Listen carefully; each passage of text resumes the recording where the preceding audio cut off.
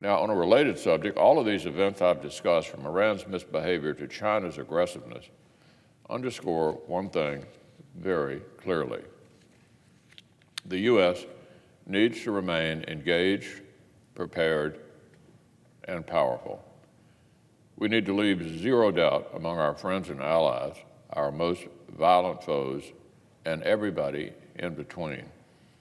While the U.S. does not seek conflict, we must be prepared to decisively defeat our adversaries if conflict is forced upon us.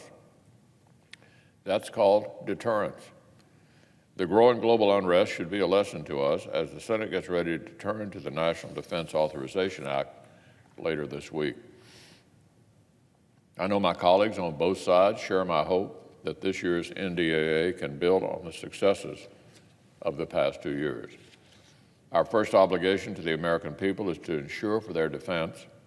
It's essential we continue rebuilding our military by authorizing sufficient support to modernize and sustain the advantages that America's all-volunteer armed forces have over our adversaries. Working with the Trump administration in recent years, we've been able to end a chapter of harmful spending cuts that had left military leaders less able to address emerging challenges. As a result, last year's legislation, named for our dear colleague, the late John McCain, authorized the largest year-on-year increase in defense spending in 15 years.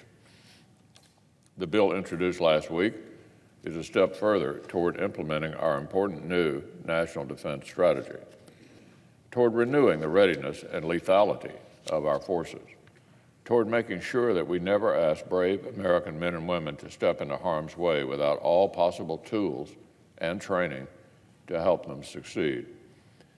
This crucial legislation has a chance to be a major bipartisan success story of this Congress. It's already off to an encouraging start, having been voted out of Armed Services Committee by an overwhelming bipartisan margin. And it's easy to see why.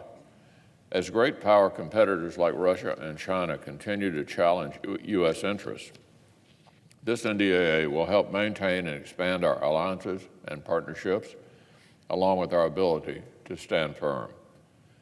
The bill puts readiness front and center. In recent decades, our most formidable competitors have taken every opportunity to deploy new technological threats. Keeping American and allied service members out of harm's way means keeping up with these developments and outpacing them.